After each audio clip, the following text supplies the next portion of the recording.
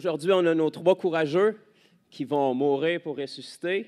Vous avez encore le temps de changer d'idée, mais si vous ne changez pas d'idée, c'est une décision qui risque de changer votre éternité. Peut-être pour certains d'entre vous, il y a déjà des éléments que vous connaissez. Ça va être juste un rappel, mais je vous le partage comme si je parlais à vous autres et qu'on était dans notre salon. C'est juste que là, on a à peu près 80 autres personnes qui vous regardent en même temps, mais faites comme s'ils n'étaient pas là.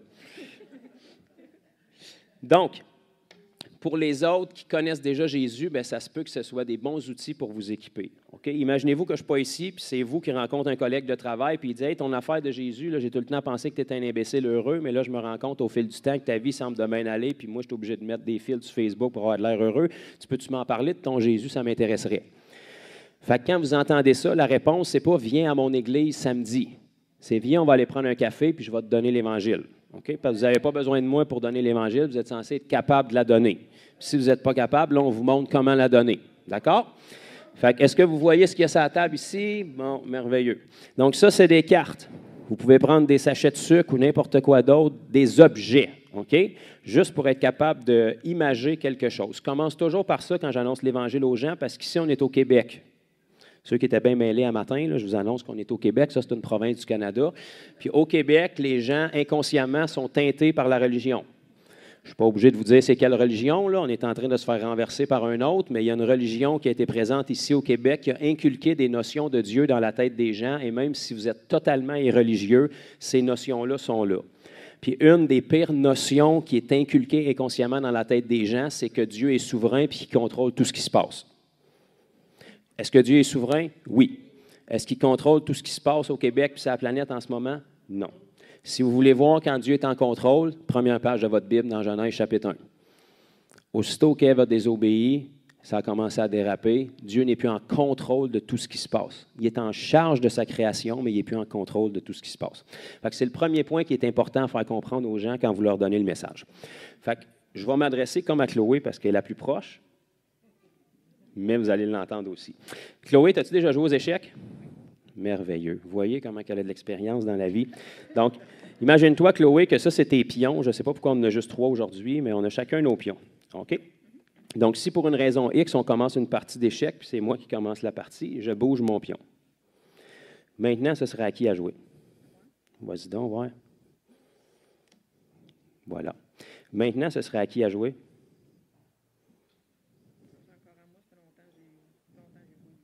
Est-ce qu'il y a quelqu'un qui peut aider Chloé? Chloé a bougé son pion. C'est à moi. Selon les règles du jeu d'échecs, c'est chacun notre tour. OK? Donc, moi, je bouge mon pion comme ça. Maintenant, ce serait à qui à jouer? Bingo. Vas-y, Chloé. Tu n'as pas besoin d'émettre une stratégie, là. Le résultat va être le même. Donc, Chloé, elle a bougé son pion. Maintenant, logiquement, est-ce que ce serait à moi à jouer? Merveilleux. Donc, si moi, Chloé, je décide de faire ça, ça, ça, ça, ça, puis ça, est-ce que je peux le faire? Voilà. Pourtant, je viens de le faire. Ça veut dire que j'ai la capacité de le faire, mais je n'ai pas le droit de le faire. Est-ce qu'on comprend ce principe-là? Donc, j'ai des capacités, mais je ne peux pas dire que j'ai battu Chloé légalement. Je suis un tricheur. Okay? Je peux l'avoir battu dans ma tête, mais légalement, le jeu n'est pas valable parce que pour remporter un jeu d'échecs, il y a des règles qui sont établies. On comprend ce principe-là? Vous n'êtes pas venu à l'Église pour entendre parler d'échecs, mais restez avec moi, on s'en va quelque part avec ça. Donc maintenant, si on remet les jetons, mais qu'on monte les enjeux. Imagine-toi que moi, ici, je suis Dieu, et puis toi, tu représentes la race humaine, donc nos premiers parents. Donc Dieu a bougé le premier pion au départ en faisant la création. Donc, il a créé les cieux, la terre, tout ce qui renferme, et le summum de sa création, après les animaux, après tout, ça a été l'être humain. Donc, il a bougé son premier pion. Nous, en revanche, nos premiers parents, on a fait le deuxième move, et la réponse face à tout ce que Dieu avait fait, c'est qu'on a péché contre lui. Quand nos premiers parents ont péché, on a péché aussi, parce qu'on était quelque part en eux. On comprend ça? La réponse de Dieu, parce que selon les règles, c'était à lui à répondre à ce qui venait d'être fait, la réponse de Dieu, ça a été qu'il a envoyé Jésus pour réparer notre erreur. On comprend ça? Est-ce qu'on me voit bien? Donc, depuis 2000 ans, depuis que Jésus est envoyé, même si Dieu sait exactement quel prochain pion il va bouger, même s'il sait exactement qu'est-ce qu'il veut faire avec votre vie, est-ce qu'il peut rebouger un autre pion depuis qu'il a envoyé Jésus légalement? Non. Il aurait la capacité de le faire, mais il doit honorer les règles du jeu. C'est à qui a joué depuis 2000 ans? À l'être humain. À Chloé, à Guylaine, à Nathan, à moi, à vous. Par contre, il nous dit comment on peut bouger notre pion, puis qu'est-ce qui va arriver si on bouge notre pion correctement. La Bible dit « repentez-vous ». Dès le moment que tu prends la décision de te repentir, le Seigneur peut venir changer ton cœur. Faites-vous baptiser comme vous allez être aujourd'hui. Dès le moment que tu te fais baptiser, il peut venir briser les chaînes du péché sur ta vie. Vous recevrez le Saint-Esprit. Dès le moment que tu demandes son Saint-Esprit, il peut venir te le donner. Donc, Dieu va toujours bouger en réponse au pas qu'on prend vers lui parce qu'il va honorer votre libre arbitre. Dieu, quand il vous a créé, il a pris un grand risque, pareil comme moi, il nous a créés avec un libre arbitre. En fait, en nous donnant cette faculté-là, il prenait le risque de perdre une multitude de sa création. Mais par amour, il n'avait pas le choix de faire ça, parce que là où il n'y a pas de liberté, il ne peut pas avoir d'amour. C'est de la manipulation, c'est forcé. Puis Dieu, avant toute autre chose, il est amour. Et l'amour, pour pouvoir être véritablement là, il doit avoir un paramètre qui est la liberté. Donc, si moi, je mets un fusil sur la tempe de ma femme, puis j'ai dit, si tu me laisses, c'est fini pour toi, les chansons qu'elle ne restera pas avec moi vraiment par amour, mais parce qu'elle veut sauver sa vie. J'ai la capacité de le faire, puis avoir la capacité de rester. Mais si elle a la liberté d'aller avec n'importe quel homme de la planète et elle décide de demeurer avec moi, c'est un acte de son libre arbitre et c'est une preuve de son amour. Et c'est ce que Dieu veut. Dieu ne veut pas nous abuser, il ne veut pas nous forcer. Il veut que les gens viennent à lui volontairement et qu'ils l'aiment volontairement. On comprend ce principe-là. Fait que Dieu va toujours bouger en notre faveur à la mesure où nous, on fait un pas vers lui. Lui, il a fait le plus gros pas il y a 2000 ans. C'est pour ça que la Bible nous dit qu'il nous a aimés le premier. Et la preuve de son amour pour nous, c'est Christ crucifié. OK? Donc, toutes les fois dans votre vie que le diable va vous dire, si Dieu t'aime, pourquoi telle affaire? Pourquoi telle affaire? Pourquoi telle affaire? Bien, discutez même pas avec, puis faites juste dire, si Dieu ne m'aime pas, pourquoi la croix? Ça vient de couper la discussion direct là. C'est ça la bonne perspective qu'on doit avoir. Dieu nous montre son amour depuis 2000 ans en sorte que lorsque nous étions encore pécheurs, Christ est mort pour nous. La plus grande preuve d'amour qu'on peut faire pour quelqu'un, c'est mourir pour lui. Surtout pour quelqu'un qui ne le mérite pas. Surtout pour quelqu'un qui nous a humiliés. Surtout pour quelqu'un qui nous insulte. Mourir pour un ami, c'est une chose. Mourir pour quelqu'un qui nous dénigre et qui se fout de nous, c'est une autre chose. Et chacun d'entre nous, à un moment de notre vie, c'est ça qu'on a fait envers le Dieu qui nous a gracieusement offert la vie. On comprend ce principe-là? Merci. On passe à l'autre étape. Donc là, on va y aller un petit peu plus visuel. On va faire un petit résumé de la Bible. C'est beaucoup de pages. Puis on va essayer de faire ça rapidement, en à peu près 10-15 minutes. Puis ça commence avec ce pichet-là, qui est Dieu. Auriez-vous cru ça, qu'un pichet gris, ça allait être Dieu?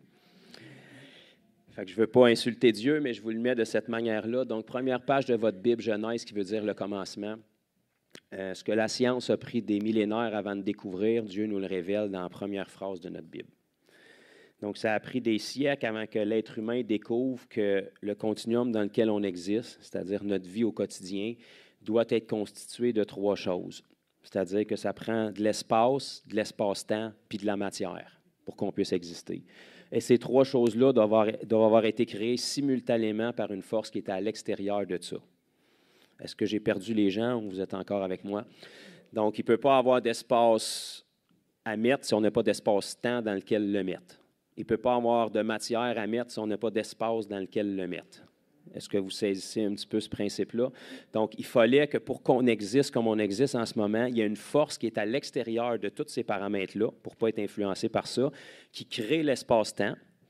Donc, pour créer un espace-temps, il faut que tu sois en dehors du temps, qui crée un espace et qui met de la matière dedans. Donc, ça a pris des millénaires avant que la science découvre ça. Pourtant, quand vous rouvrez votre Bible, Genèse chapitre 1, verset 1, ça nous dit « Au commencement, espace-temps, Dieu créa les cieux, espace, et la terre, de la matière. » Donc, Dieu, ça a l'air qu'il en savait plus que nous autres, pas mal d'avance. Donc, ce Dieu-là ici a tout créé. Il a créé les cieux, la terre. On va se concentrer sur la terre aujourd'hui, là, pour tous ceux qui veulent des réponses aux extraterrestres. On y arrivera éventuellement, mais Dieu a créé la terre, qui est la planète sur laquelle on vit en ce moment, et jusqu'à ce que Jésus revienne. Il a créé la nature, il a créé toutes les armes que vous connaissez jusqu'à présent, bien, il les a créées et il en a probablement créé plus que ce qui nous reste en ce moment. Il a créé les animaux et l'apogée de sa création, la dernière chose qu'il a créée, c'est l'être humain, nos premiers parents, qui sont des verres en plastique vide ici. Adam et Ève. Et dans tout ce qu'il a créé, l'être humain, c'est la seule chose où Dieu n'a pas pu juste parler. Tout le reste de la création, Dieu disait et la chose arrivait. Pour l'être humain, il est obligé de descendre et se mettre les mains dedans. Ça vous donne de la valeur, ça?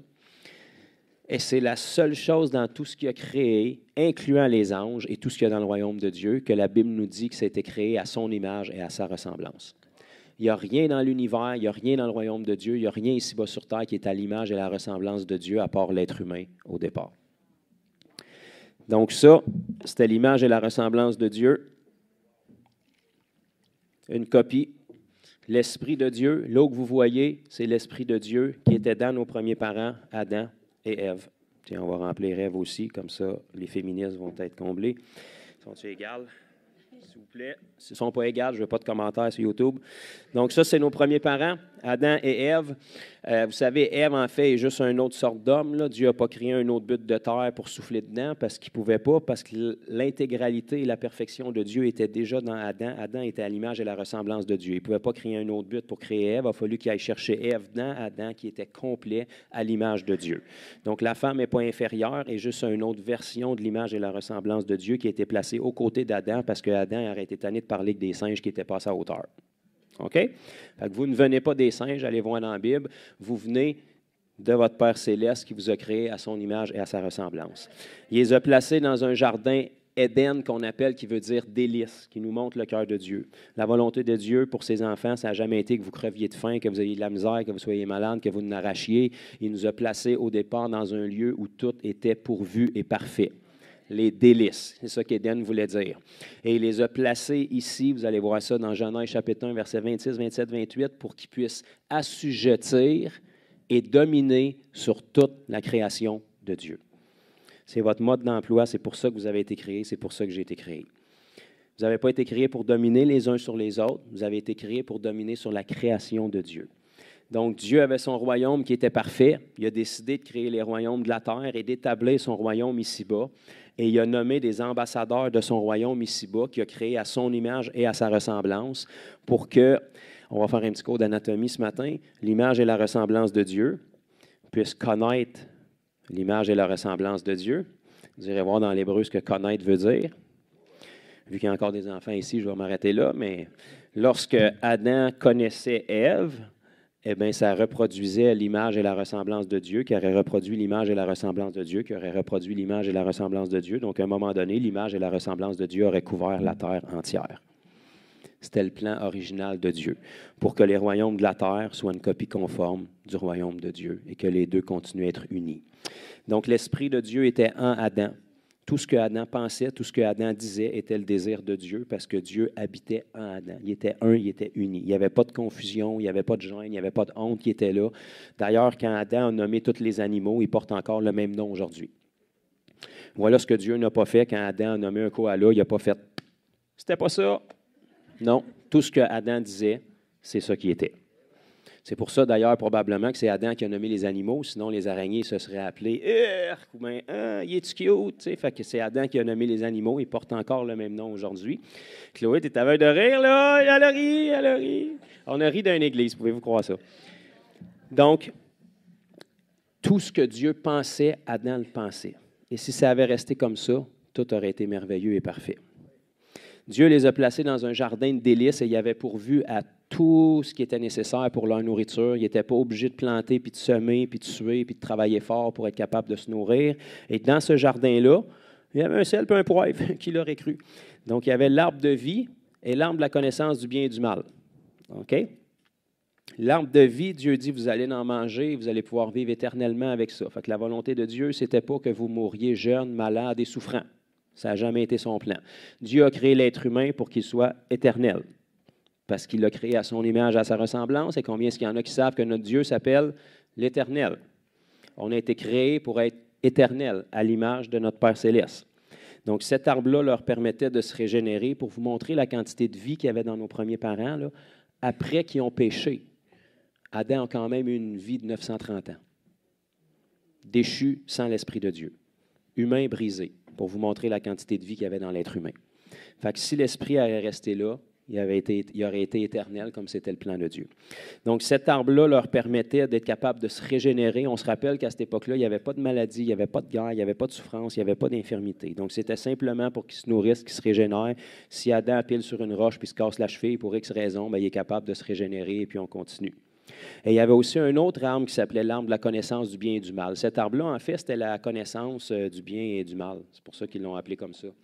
Fait que ça veut dire ce que ça veut dire. Ce n'est pas une sorte de cétacé, là, c'était la connaissance du bien puis du mal. Cet arbre-là, Dieu a dit, vous n'en mangerez pas. Pourquoi? Parce que la connaissance du bien et du mal, ça n'appartient pas à la création puis à la copie, ça appartient à l'original. Il y a seulement Dieu qui peut faire face au bien et au mal sans jamais être séduit pour choisir le mal. La copie de Dieu n'est pas Dieu, c'est une copie. Elle est comme Dieu, mais elle n'est pas Dieu. Il faut qu'il y ait quelque chose qui mette une séparation entre la copie et l'original, sinon, à un moment donné, la copie va commencer à penser qu'elle est meilleure que l'original. Et si vous reculez dans l'histoire, ça s'était déjà passé au ciel avant que Dieu crée nos premiers parents. Dieu savait ça, donc cet arbre-là, c'était ce qui déterminait la différence entre le Créateur et la création. Donc Dieu pouvait descendre à tous les jours manger de l'arbre de la connaissance du bien et du mal parce que lui, il connaît le bien et le mal. Mais il n'a pas créé Adam et Ève pour qu'ils connaissent le bien et le mal. Tout ce qu'ils connaissaient, c'est Dieu. Tant qu'il y avait une connaissance de Dieu, ça allait bien. Dès le moment qu'ils ont eu une connaissance que le mal existe, ça a commencé à mal aller. Parce qu'ils ne sont pas capables de gérer ça, mais Dieu, lui, était capable de le gérer. Donc, évidemment, il y avait un autre être qui était très déçu d'avoir raté son coup au ciel, que vous connaissez sous le nom du diable communément, qui était présent et qui a vu une super opportunité de réaliser son rêve à nouveau. Donc, on a un être qui était parfait dans toutes ses voies jusqu'à ce qu'un jour, il soit séduit par l'orgueil et il pense qu'il peut élever sa domination jusqu'au trône de Dieu. Vous lirez l'histoire, ça n'a pas très bien fonctionné. Ça a fait qu'il est devenu le diable qu'on connaît aujourd'hui. Mais comme il n'est pas Dieu et qu'il n'était pas au courant des plans de Dieu, à un moment donné, quand il a vu la création puis qu'il a vu apparaître ça ici, il s'est dit « Wow, quelle belle opportunité j'ai qui se présente à moi. J'ai essayé de détrôner Dieu pour acquérir des esclaves puis un royaume, ça n'a pas marché. Mais eux autres sont exactement comme Dieu. Si je peux réussir à les séduire, ils vont devenir mes esclaves, puis je vais avoir un royaume qui est les royaumes de la terre. » Est-ce que ça fait du sens? Il est allé les séduire à faire quoi? Bien, la seule chose qui pouvait leur permettre de désobéir, c'était ça ici. Si Dieu n'avait pas mis ça ici, Dieu n'a pas mis ça pour les tenter et les faire chuter, là. Dieu a mis ça parce que ces êtres-là devaient avoir un libre arbitre. Sinon, ça n'aurait pas été des êtres aimés, ça aurait été des esclaves et des robots. En mettant ça ici, ça leur donnait une option d'être volontairement avec Dieu. S'ils n'avaient pas eu ça ici, tu n'as pas créé des êtres libres. Tu as créé des êtres forcés dans un paramètre contrôlé. Dès le moment que tu mets ça ici, ils ont une option de te prouver qu'ils désirent volontairement t'aimer et t'obéir. Donc, le diable a vu cette opportunité-là et il a fait ce qu'il fait de mieux. En fait, c'est lui qui a inventé ça. La Bible nous dit que c'est le père du mensonge. Donc, il est allé dire, Dieu a-t-il réellement dit, vous n'en mangerez pas? Dieu sait. Regardez bien ça. Là, il va commencer à remettre en doute leur source puis leur identité. Dieu sait que le jour où vous en mangerez, vous allez être comme lui. Et il veut rester au-dessus de vous. Il ne veut pas que vous soyez comme lui. Quel mensonge, parce qu'on vient juste de lire dans Genèse 1,26 que Dieu avait créé Adam et Ève à son image et à sa ressemblance. C'était impossible pour eux d'être plus comme Dieu. Mais il les a séduits pour que ces gens-là pensent que Dieu leur cache quelque chose qui ne leur veut pas du bien et qui veut les garder inférieurs. Et dès le moment où ils sont allés manger de cet arbre-là, de la connaissance du bien et du mal, le péché, la désobéissance est entré dans leur vie. Et là, il y a une rupture qui s'est produite. Ils sont passés d'être à l'image et la ressemblance de Dieu à des êtres qui sont fermés à Dieu. Encore des créations de Dieu extraordinaires. Mais Dieu a dû se séparer d'eux parce que Dieu qui est saint et le péché ne peut pas cohabiter ensemble. Donc, ils ont resté des créations de Dieu, mais vides de la présence de Dieu. Est-ce qu'on saisit ça? Donc, la meilleure façon que je peux vous l'illustrer, là, avez-vous déjà vu ça, un gant? Sûrement, si vous avez sorti un peu. Donc, un gant, ça a été créé pour envelopper une main. D'accord, on comprend ça? Donc, un gant a été créé à l'image et à la ressemblance d'une main pour que lorsque la main intègre le gant devienne utile. Pour vous protéger de la chaleur ou vous protéger du froid. Si tu retires la main d'un gant, un gant n'a plus aucune utilité. Il est à l'image et à la ressemblance d'une main, mais il n'a plus d'utilité. Ça a été créé à l'image et la ressemblance de Dieu pour abriter l'image et la ressemblance de Dieu. Dès le moment que Dieu s'est retiré, ça a la forme de Dieu extérieurement, mais ça n'a plus de but. Est-ce qu'on comprend? Donc, l'être humain est devenu fermé à Dieu à partir de là. Le problème, c'est qu'il avait bien retenu ce que Dieu avait dit, soyez féconds et multipliez-vous. Fait qu'ils ont commencé à être féconds à partir de là. Le problème, c'est que tout ce qui est sorti comme enfant de cette union-là, bien, il était tout comme ça aussi. Alors qu'il aurait dû naître comme ça, rempli de l'Esprit de Dieu. Parce que l'image et la ressemblance de Dieu reproduit l'image et la ressemblance de Dieu. Mais là, chacun sont nés comme ça. Et ça n'a pas été long, les deux premiers enfants, Caïn et Abel. Caïn a tué son frère Abel parce qu'il était jaloux, puis il a décidé de cacher le corps. Il ne savait pas c'était quoi de la jalousie, il ne savait pas c'était quoi un meurtre. Personne n'y avait enseigné qu'il fallait cacher le corps. Instinctivement, parce qu'il a revêtu la nature de celui qui l'avait séduit, le diable, il y avait cette pensée-là en lui. Dès le moment que nos premiers parents ont péché dans le jardin, vous pouvez voir le cœur de Dieu. La première chose qu'on lit dans notre Bible, ce n'est pas que Dieu est venu les taper sur la tête et leur dire « Gang d'épais, qu'est-ce que vous avez fait? » Il est venu vers eux, puis il leur a dit « Avez-vous mangé de l'arbre que je vous avais défendue? » Ça, c'était une opportunité pour eux de se repentir. Parce qu'on a un Dieu qui ne se plaît pas à nous juger. La Bible nous dit « Pensez-vous que je me plais à juger le méchant? » Mon cœur, c'est pas qu'il se repente plutôt? Mais Adam, dans sa nature déchue, au lieu de dire « Dieu, on a failli », tu nous avais clairement dit, puis on a failli. Adam, dans sa nature déchue, il est en mode survie, comme son père le diable, puis il a jeté le blâme sur le prochain. Il a dit « C'est la femme que tu m'as donnée ». Dieu est allé voir la femme avec la même opportunité. Plutôt de se repentir, qu'est-ce qu'elle a fait? C'est le serpent qui m'a séduit. Parce qu'elle avait la même nature que son mari. Et tous les êtres humains, depuis, naissent comme ça. On est en mode survie, on est en protection personnelle, on est pour nous-mêmes, on ne sait pas d'où on vient, on ne sait pas on est qui, on ne sait pas où on s'en va, on cherche notre place ici-bas au détriment de n'importe qui, puis on cherche à combler le vide, puis la quête intérieure qui est là. Et puis la population s'est multipliée, s'est multipliée, s'est multipliée, puis avec ça, le fruit de la nature déchue ou du vide de Dieu s'est multiplié par des guerres, par des haines, par des meurtres, par des viols, par des abus, et tout ce que je n'ai pas besoin de vous apprendre parce que vous le voyez clairement aujourd'hui. Plus la population s'est multipliée, plus c'est devenu comme ça. Pourquoi? Parce que l'être humain est vide de Dieu. Dieu, dans l'Ancien Testament, est venu donner des lois pour révéler son cœur à travers les 10 commandements. Et pendant des millénaires dans l'Ancien Testament, vous voyez les gens qui essaient d'y obéir, mais qui sont incapables d'y arriver. Pourquoi? Parce que les lois de Dieu, c'est impossible de les honorer si l'Esprit de Dieu n'est pas en nous pour le faire.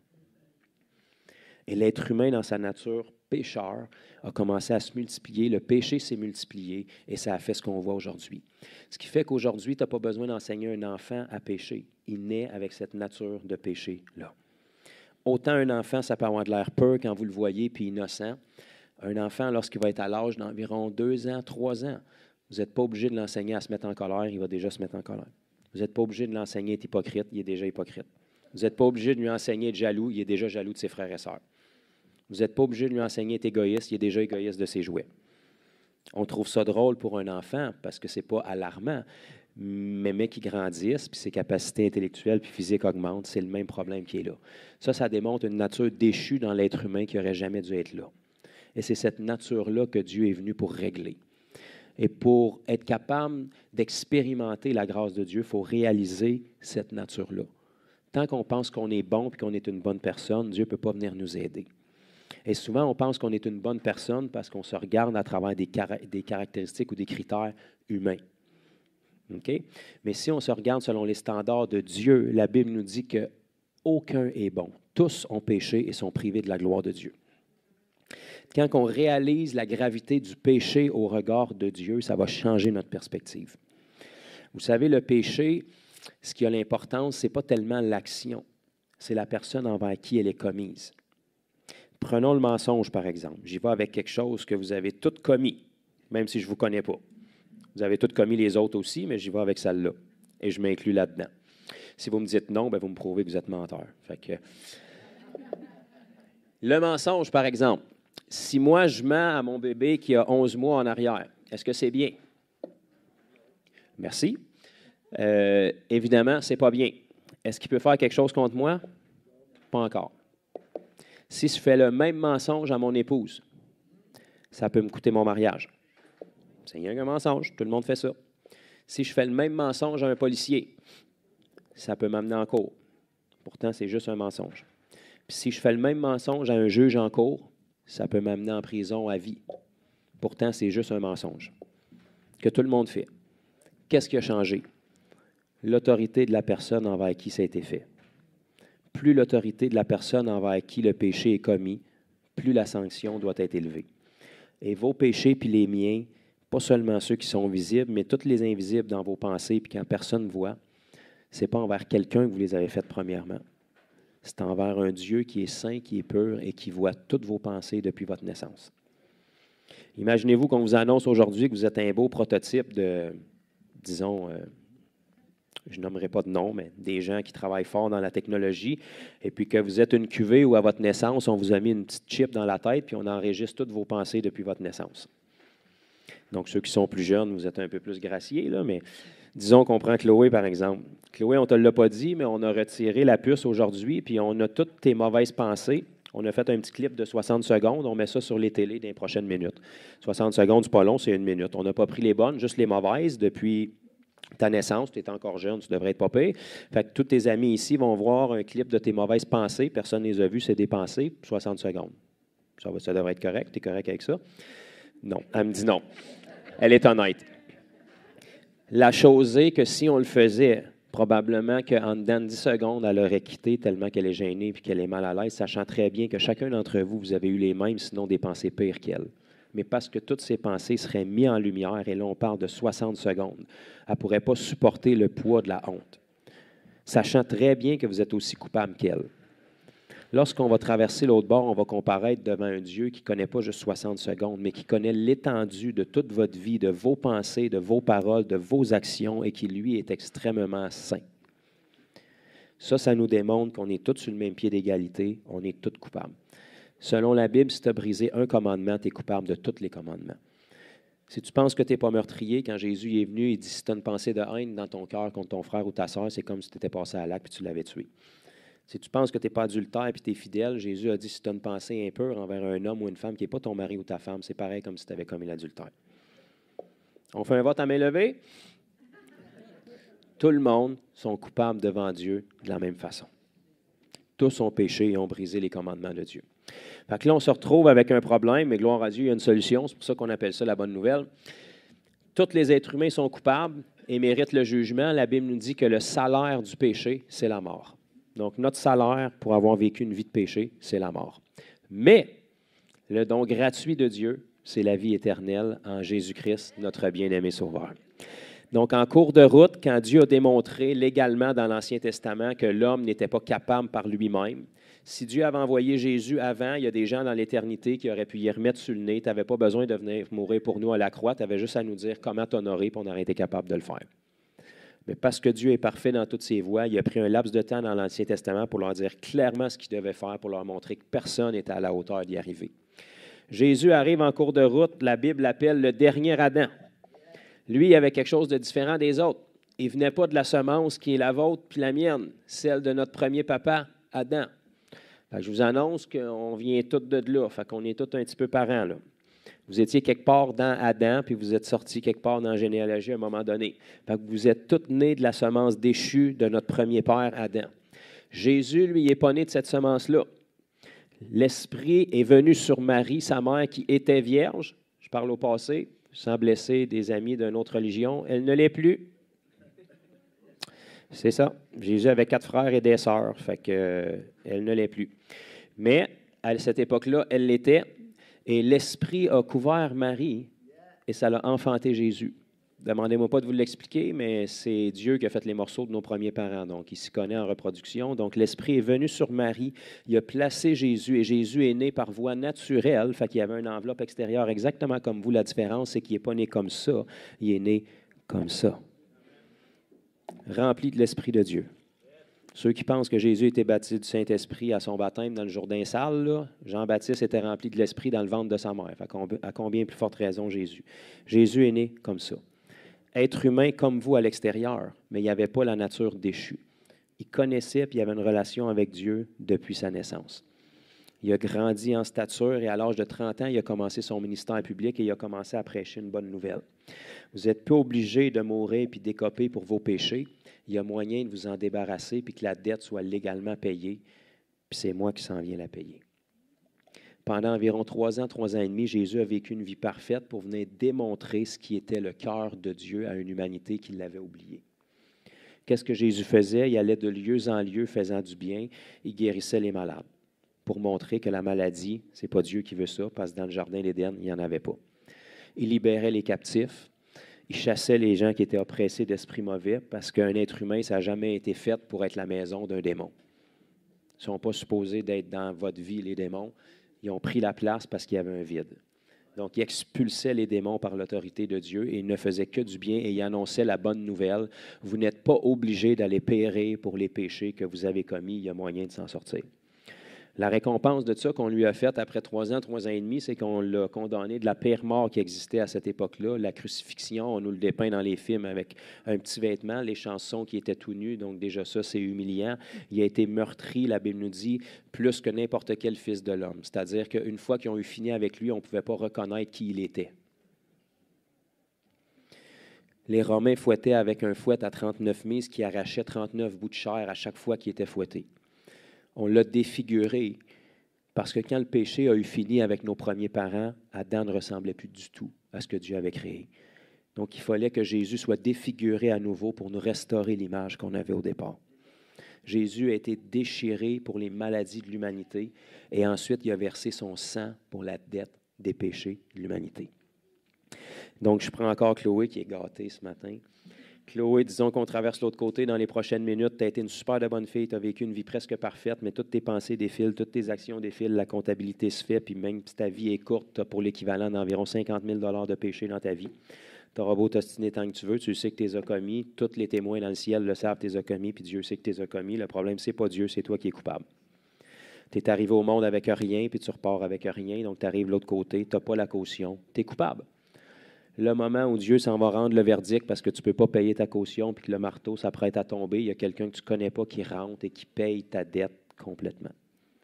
Il te fait un chèque de 50 000, il met son nom en bas avec son sang puis il dit « La dette est payée ». Le juge peut te regarder, Chloé, puis dire « C'est ton jour de chance. Tu mériterais vraiment d'aller en dedans, tu es vraiment coupable, mais ta dette a été acquittée. » Tu peux partir puis ton dossier, il est effacé, il est mis aux oubliettes, ça a été réglé. Bien, c'est ça que Jésus est venu faire il y a 2000 ans. Par son sang versé pour vos péchés puis les miens, il est venu acquitter la dette de nos péchés. Et Jésus, il a été accroché à la croix, il a versé son sang. C'est un bon temps pour applaudir ceux qui veulent le faire, là. Surtout Jésus.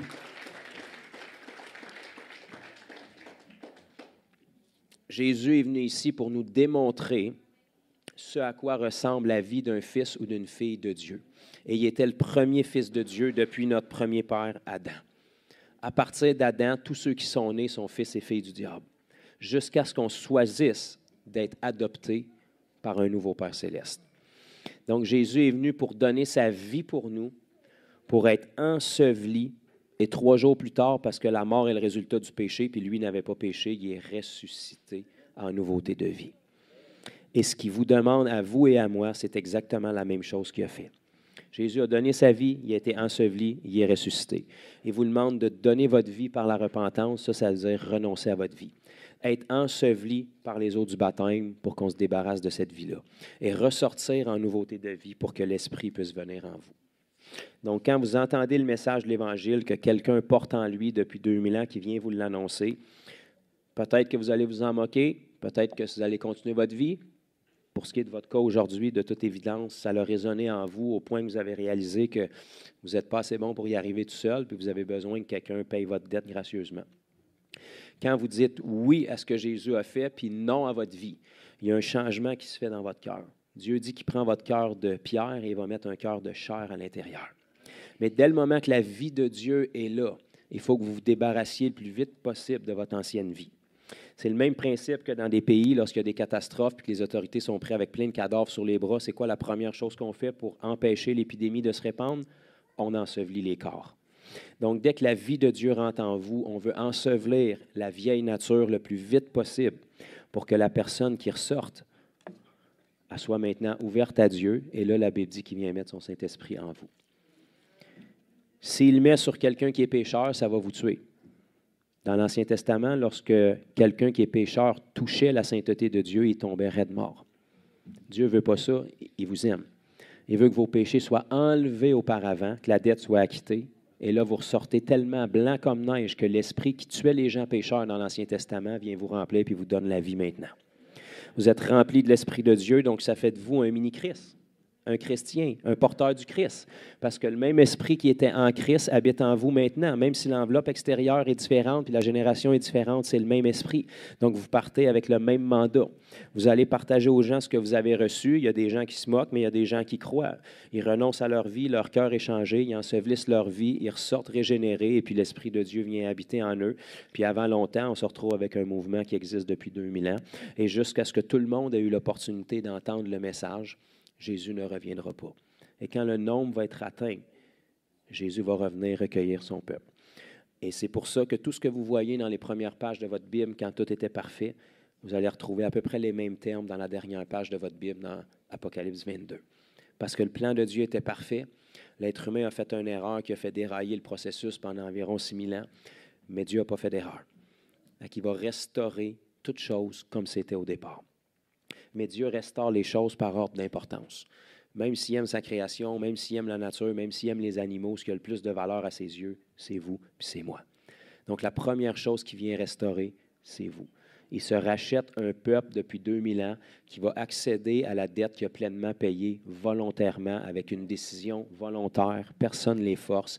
Et si tu dis oui à Dieu de prendre ta vie qui aurait toujours dû lui appartenir, tu lui donnes le OK pour la prendre.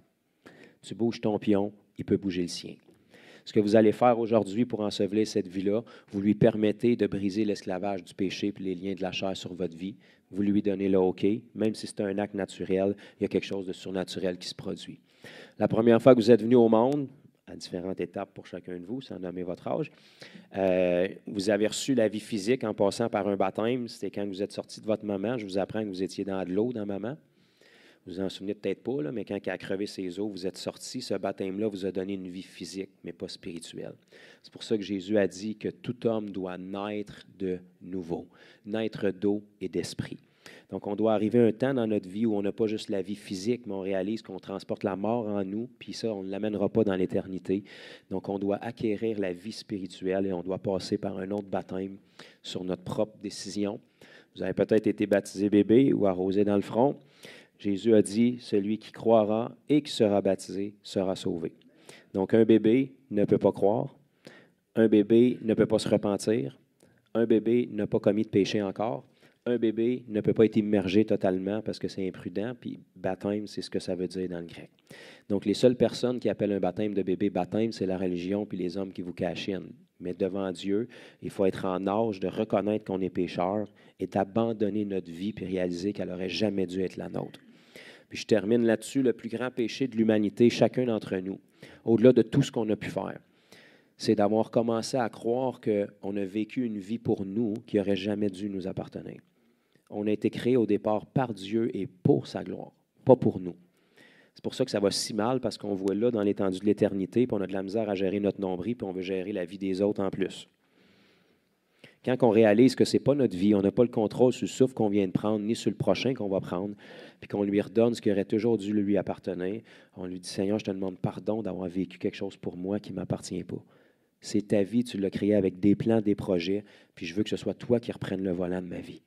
Je lâche le volant, je te le donne, je prends le siège passager, puis j'aime bien mieux mettre ma vie entre les mains de celui qui connaît le début de la fin que d'essayer de diriger ma vie quand je ne contrôle même pas mon lendemain. Et si vous faites ça, il y a un miracle qui va se produire. À partir de là, vous vous engagez dans une armée qui est la plus persécutée de tous les temps, mais qui est encore là. Et puis le Seigneur ne vous dit pas que ce sera facile, mais il vous dit qu'il va être avec vous. C'est ça qui est la différence. Qu'on le veuille ou non, on va avoir une vie à vivre. La vivre tout seul, vous avez essayé déjà pendant une couple d'années, puis ce n'est pas toujours évident. Le salut ne vous garantit pas que vous n'aurez pas de problème. La pluie tombe sur les justes comme sur les injustes. On vit dans un monde brisé où le monde sont brisés sans Christ, donc ça ne va pas bien. Puis Dieu ne contrôle plus cette planète. C'est Satan qui est Dieu de ce monde avec les systèmes, fait que ça ne va pas bien. Mais la façon pour que ça aille le mieux, c'est que vous soyez rachetés de ce monde-là, que l'Esprit de Dieu revienne en vous et que vous puissiez commencer à contrôler ce qui se passe ici-bas, parce que là, quand Dieu reprend un accès en vous, il reprend un accès dans les systèmes de ce monde et vous pouvez changer les choses. Donc, quand vous lui dites oui, vous lui redonnez des pieds, des mains puis une bouche à travers lequel il peut passer, il peut bouger, et vous devenez des ambassadeurs du royaume de Dieu.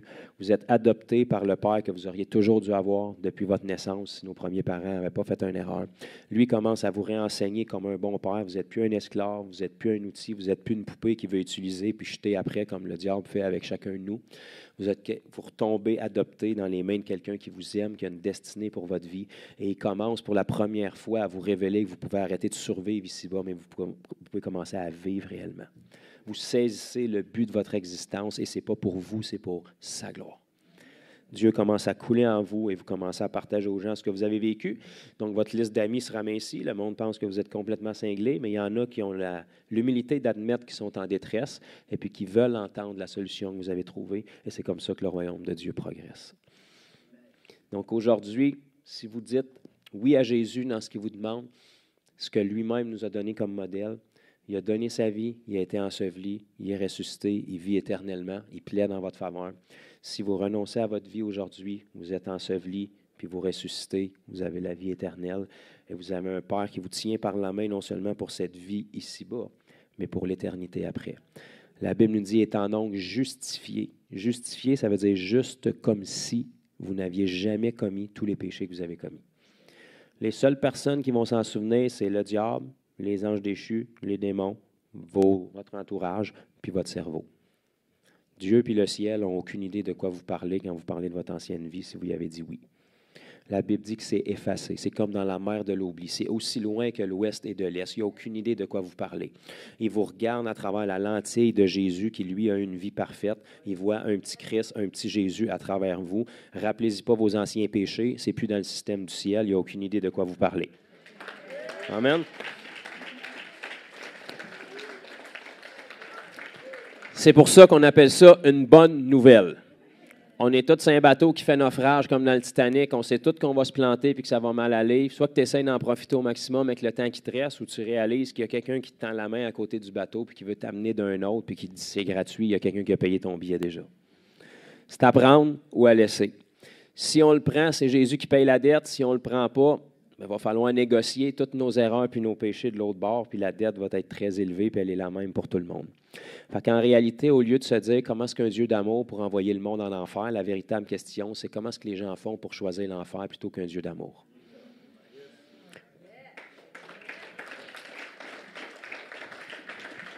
Fait que ce ne sera pas votre cas aujourd'hui, mais les gens qui vont se ramasser dans la GN pour l'éternité, ça va être des gens pleinement aimés de Dieu. Ils vont avoir un coin là-dedans pour plein de bonnes personnes, du moins selon leurs standards à eux autres. Ils vont avoir des gens là-dedans qui ont fait plein de belles œuvres et de belles actions. Puis Dieu trouve ça super, vos bonnes actions puis les miennes. Mais ce n'est pas vos bonnes actions qui vont effacer vos péchés. Ce n'est pas suffisant.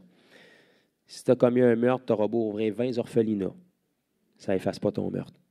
La Bible dit que le péché amène la mort, puis la mort amène le sang versé. Il faut qu'il y ait du sang versé pour le péché qui a été commis. Fait que calcule le nombre que tu en as fait depuis ta naissance. Là. Ça va prendre un bon groupe sanguin qui coule longtemps. Ou un sang parfait qui a été offert une seule fois pour l'éternité. Quand on dit oui à Jésus, notre dette est payée. Et puis les gens qui vont périr pour l'éternité, c'est parce qu'ils ont choisi de rejeter Dieu volontairement. Et Jésus, dans son amour, même si ça lui brise le cœur, il va honorer le choix des gens. Si tu ne veux pas de lui dans ta vie, il ne te forcera pas à être avec lui pour l'éternité. Mais si tu lui dis, je suis prêt à perdre ma vie ici pour te connaître puis gagner mon éternité, c'est un échange qui se fait. Donc aujourd'hui, vous venez lui offrir ce que vous avez de plus précieux, même si ça a peut-être plus grande valeur, c'est votre vie. Avec tous les mauvais choix, toutes les blessures, tous les abus, toutes les injustices, toutes les choses que si vous reculiez dans le temps, vous ne voudriez pas avoir vécu ou vous voudriez avoir fait différemment, c'est fait, c'est fait. Maintenant, tu dis tout ce que j'ai à t'offrir, c'est ça. J'ai fait des erreurs, mais je ne te connaissais pas. Mais je ne veux plus continuer sans te connaître. Viens te révéler à moi. Je te donne cette vie brisée-là, puis en échange, je prends la tienne, puis maintenant, je ne vis plus pour moi, je vis pour toi, Jésus. Il y a un miracle qui se fait, c'est le premier jour du restant de votre éternité. Alors seulement, la Bible nous dit que les anges au ciel se réjouissent parce que vous venez de prendre part à quelque chose qu'eux n'ont pas accès. Ils n'ont même pas accès au salut. Ils sont saints depuis toujours. Vous, le Seigneur, vous y donne accès parce que c'est un Dieu juste. Vous n'avez pas choisi de naître pécheur, vous avez hérité de cette nature-là de vos premiers parents.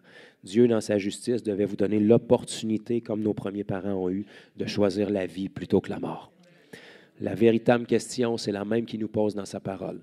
Si vous entendez sa voix, n'endurcissez pas vos cœurs, parce que ça peut être la dernière fois que vous l'entendez. Aujourd'hui, c'est le jour du salut parce que demain n'est pas garanti. Même si tu es un adolescent, demain n'est pas garanti. Tristement, même si tu es un jeune enfant, demain n'est pas garanti. Avec Dieu, c'est garanti. Mais il y en a un autre qui vient pour voler, égorger ou détruire, puis son but, c'est que vous puissiez disparaître avant de prendre votre décision. Donc, aujourd'hui, le jour du salut, c'est l'importance d'annoncer l'Évangile parce que c'est tellement simple, tellement stupide pour l'intellect humain que la Bible nous dit que ça ne peut pas se croire avec la tête. Ça nous dit que c'est en croyant du cœur qu'on parvient à la justice. Si vous croyez que vous n'êtes pas bon, puis que Jésus est bon, puis que vous acceptez ce qu'il a fait pour vous, il y a un changement qui va se faire, puis ça va transparaître par vos actions. Le changement, il est invisible à part que vous allez ressortir mouillé aujourd'hui. Vos yeux vont peut-être changer, peut-être qu'il y a quelque chose qui va s'illuminer, mais à part si vous avez des petits amis invisibles qu'on va chasser aussi, il n'y a rien qui va changer apparemment. Mais parce que la racine est changée, les fruits vont commencer à changer dans votre vie. Vous ne parlerez plus pareil, vous ne penserez plus pareil, vous agirez plus pareil. Les gens que vous maudissiez avant, vous allez les aimer après. Pourquoi? Pas parce qu'une religion vous corrige, parce que votre cœur est changé, puis Dieu met son cœur en vous. Donc, vous allez avoir un amour pour les gens. Vous ne serez pas parfait, mais vous ne vous forcerez plus pour ne plus mentir. Vous n'aurez plus le goût de mentir. Vous ne vous forcerez plus pour ne plus blasphémer. Vous n'aurez plus le goût de blasphémer. Parce que si la racine est changée, les fruits sont changés. Amen.